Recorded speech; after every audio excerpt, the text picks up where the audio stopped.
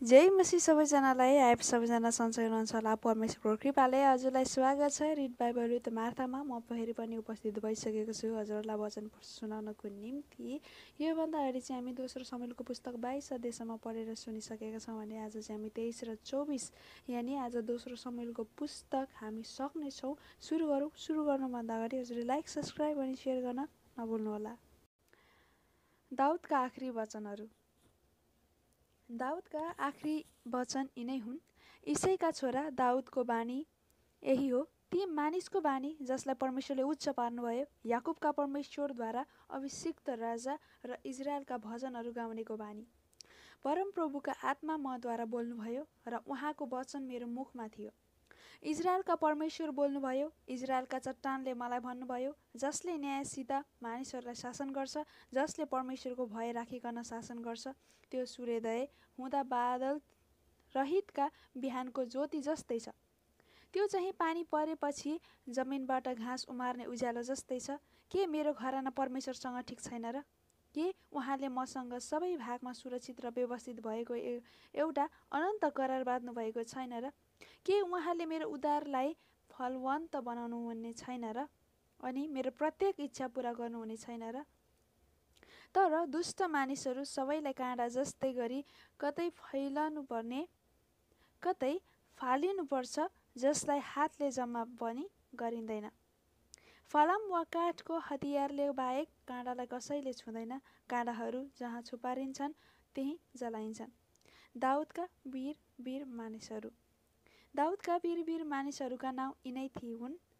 पहिलो तहकमोनीबाटका योसफ बसेबेत थिए। 3 जना वीर मध्येका मुख्य, तिनले 800 जनामाथि भाला चलाएर एकै पटकमा उनीहरू सबैलाई मारे। ती 3 जना वीर मध्ये दोस्रो चाहिँ अहोही दोदैका छोरा एलाजार थिए। तिनी दाउदसित पास दम्मीममा थिए, जहाँ फलिस्तीहरू युद्धको निम्ति जम्मा भएका थिए। जब इजरायलीहरू पछि हटे तब तिनी एक्लै रणभूमिमा खडा भएर नथाकुन्जेल तिनले फलिस्तीहरूलाई तरवारले प्रहार गरि नै रहे, यहाँसम्म कि तिनको हातमा तरवार टाँसिएको थियो। यसरी परमप्रभुले त्यस दिन ठुलो विजय दिनुभयो। त्यसपछि इजरायलका मानिसहरू मारिएकाहरूलाई लुट्न मात्र एलाजार कहाँ फर्केर आए। तिनी पछि हजारिया आगीका छोरासम्म थिए। फलिस्तीहरू लहरमा भेला भएका थिए, जहाँ दालको खुबै राम्रो एउटा खेत थियो। अनि जब फलिस्तीहरूले इजरायलीहरूलाई खेदेर धपाए तबसम्म त्यस खेतमा अडिएर बसे र त्यस खेतको रक्षा गरे अनि ती फलिस्तीहरूलाई परास्त गरे। यसरी परमप्रभुले फेरि ठुलो विजय दिनुभयो। कटनीको सुरुतिर 30 जना मुख्य मानिसहरू मध्येका ती 3 जना वीरहरू अब्दुल्लामको ओढारमा दाउद कहाँ आए। फलिस्तीहरूको एक दल चाहिँ रपाईहरूको बेसीमा छाउनी हालेर बसेका थिए। त्यसबेला दाउद गढीमा थिए अनि फलिस्तीको फौज बेथलेहममा थियो। एक दिन दाउदलाई साह्रो तिर्खा लाग्यो र तिनले कराएर भने, बेथलेहमको मूल ढोकानेरको पानी खान पाए त हुने थियो। यसैले ती 3 जना वीरहरू फलिस्तीहरूका पङ्क्तिका बीचबाट छिरी गएर बेथलेहमको मूल ढोकामा भएको इनारको पानी ल्याएर दाउदलाई दिए। तर दाउदले त्यो पानी पिउनलाई इन्कार गरे। तिनले त्यो पानी परमप्रभुको सामुन्ने खनाइदिए र भने, हे परमप्रभु, मैले यो पानी पिउनु नपरोस्। के म यी मानिसहरूको रगत पिउँ, जसले यसको निम्ति आफ्नो प्राण खतरामा हाले? यसैले तिनले त्यो पानी पिएनन्। ती 3 जनाको वीरताको काम यस्तै थियो। सरुयाहको छोरा योआबका भाइ अभिषै 3 जनामाथिका प्रमुख थिए। तिनले 300 जनाका विरुद्धमा आफ्नो भाला चलाएर उनीहरूलाई मारे। यसैले ती 3 जना सस्तै तिनी प्रसिद्ध भए। के तिनलाई ती 3 जनालाई भन्दा ठुलो आदरले हेरिँदैन थियो र? तिनीहरूका कप्तान भए, तर 3 जना मध्ये तिनी गनिएनन्। यहोयादाका छोरा कप्सेलका बनायाह पनि एक वीर थिए। तिनले धेरै वीरताका काम गरेका थिए। तिनले मोआबका 2 उत्तम पुरुषहरूलाई मारेका थिए अनि तिनले हिउँ परेको बेलामा खाडलमा झरेर एउटा सिंहलाई मारेका थिए।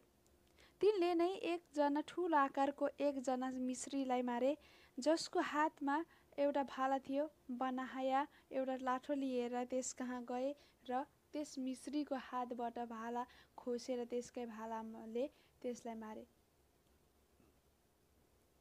यहोयादाका छोरा बनायाहका वीरताका काम यस्तै थिए। ती 3 जना वीरहरू जस्तै तिनी प्रसिद्ध थिए। तिनी ती 30 जना भन्दा अझ बढी प्रसिद्ध थिए, तर तिनी ती 3 जनामा गनिएनन्। दाउदले तिनलाई आफ्नो अङ्गरक्षकको जिम्मा दिए। योआबका भाइ असाहेल ती 30 जना मध्येका यी नै हुन्। बेथलेमका दादैको छोरा एलहान, हेरोदी सम्मा, हरोदी, एलिका, पल्तिहेलेस, तकोका, इक्केसका छोरा इरा, अनातोतका अभिएजेर, हुसाती, मम्पुन्य, अहोई, सल्मोन, नतोपाती, महरै, नतोपाती, बानाहाका छोरा हेलेत र बेन्यामिनको गिबाका रिबैका छोरा इथै, पिरातोनी, बनायाहा, गासका खोल्साहरूका हिँदै, अर्बाती, अब्बी, अल्बोन, बर्होमी, अज्यामत, बेत, साल्बोनी, एल्लाहाबा, यासेनका छोराहरू, हरारी, सम्माका छोरा जोनाथन, हरारी, सरारका छोरा अहियाम, मकाती, आहा, सबैका छोरा एलिपेलेत, गैलोनी, अहितोपेलका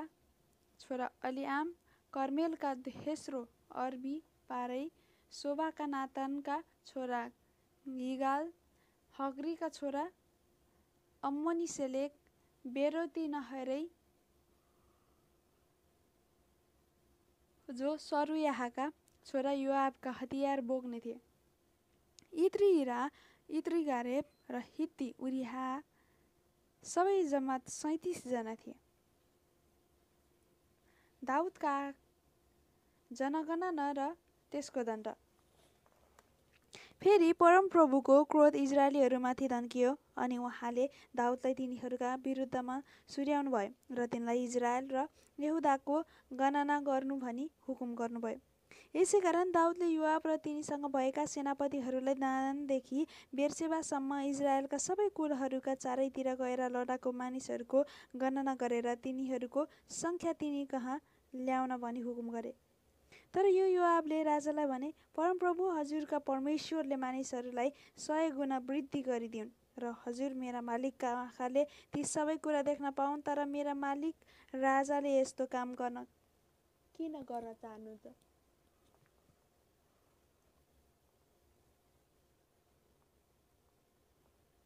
तर राजाको आज्ञा योआब र सेनापतिहरूमाथि प्रबल भयो र इजरायलका लडाकु मानिसहरूको गन्ती गर्नलाई तिनीहरू राजाका सामुबाट निस्के। तिनीहरूले यर्दन पार गरे र अरयेरनेरको दक्षिणपट्टिको खोलामा पाल टाँगे। गाद भएर याजेरसम्म अघि बढे। तब तिनीहरू गिलाद र तातिम, होदसी अनि दानयानमा र सिदोनको फेरो मारे। तिनीहरू टुरोसको गढीसम्म गए र हिब्बी र कनानीहरूका सबै सहरहरूमा गए। त्यसपछि यहुदाको नेगेब भनिने दक्षिण देशको बेर्सेबामा गए। तिनीहरूले जम्मै देश चले अनि 9 महिना 20 दिनपछि यरुसलेममा फर्किआए। तब योआबले मानिसहरूको जम्मा सङ्ख्या राजालाई यसरी बताइदिए। हतियार चलाउन सक्ने लडाकु मानिसहरू इजरायलमा 8 लाख र यहुदामा 5 लाख थिए। मानिसहरूको गणना गरिसकेपछि दाउदको विवेकले तिनलाई सतायो र तिनले परमप्रभुलाई भने, मैले साह्रै दुष्ट काम गरेको छु। हे परमप्रभु, बिन्ती छ, आफ्नो दासको अपराधलाई दूर नगर्नुहोस्। म साह्रै मूर्ख भएँ। तिनी भोलिपल्ट बिहानै उठे, तर यसैको बीचमा परमप्रभुको वचन दाउदका अगमवक्ता गादमा आइसकेको थियो। गएर दाउदलाई यसो भन्, परमप्रभु यसो भन्नुहुन्छ, म तेरो अघि 3 वटा कुरा दिँदैछु, तीमध्ये एउटा चुन र त्यही नै तँमाथि ल्याउनेछु। तब गाद आएर त्यही कुरा दोहोऱ्याएर दाउदलाई भने, हजुरको देशमा 3 वर्षसम्म अनिकाल परोस्, अथवा 3 महिनासम्म हजुरलाई खेद्ने शत्रुहरूबाट भागिरहने हजुरको अवस्था होस्, वा हजुरको देशमा 3 दिनसम्म रूढी चलोस्। अब विचार गर्नुहोस् र मलाई पठाउनु हुने कहाँ मैले के जवाफ लानुपर्छ सो गर्नुहोस्। तब दाउदले गादलाई भने, म त साह्रै सङ्कटमा परेको छु। हामीलाई परमप्रभुको साथमा पर्नु नै बेस होला। किनभने उहाँको करुणा महान छ, तर मलाई मानिसहरूका हातमा पर्नु नपरोस्। यसै कारण बिहानदेखि तोकिएको समयसम्म इजरायलभरि परमप्रभुले रूढी पठाइदिनु भयो र दानदेखि बेर्सेबासम्म 70,000 मानिसहरू मरे। तब स्वर्गदूतले यरुशलेम नष्ट पार्नलाई त्यसतिर आफ्नो हात पसारे। तब त्यस्तो सत्यानाश गर्नदेखि परमप्रभुको मन बदल्यो र मानिसहरूलाई नाश गर्ने ती स्वर्गदूतलाई उहाँले भन्नुभयो, बस भयो, तिम्रो हात थाम। त्यसबेला परमप्रभुका ती दूत यबुसी अरोनका खलाको छेउमा उभिरहेका थिए। जब दाउदले मानिसहरूलाई मार्दै गर्ने ती स्वर्गदूतलाई देखे,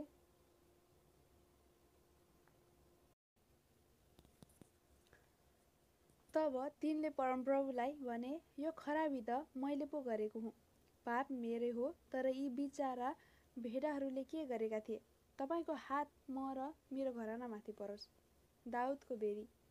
त्यही दिन गाद दाउद कहाँ आएर तिनलाई भने, गएर यबुसी अरोनको खलामा प्रभु निम्ति एउटा बेदी बनाउनुहोस्।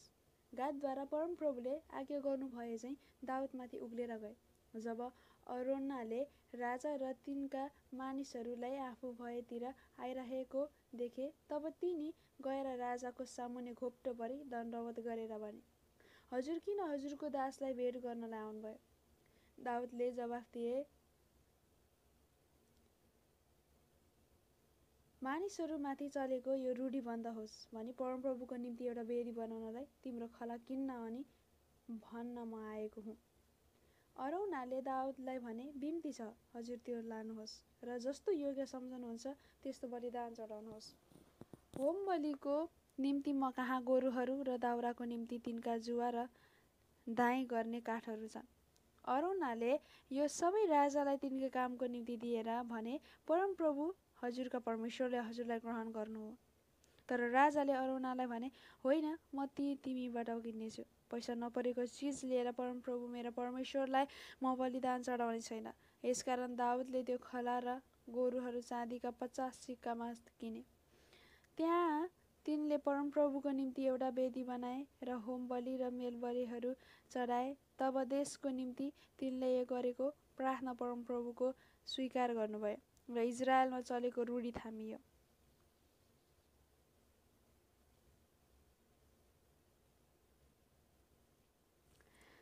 थ्याङ्क यू सो मच हजुरहरूले यो वचन सुनिदिनु भएकोमा। परमेश्वर हजुरहरूलाई प्रशस्त आशिष दिनुभएको होस्।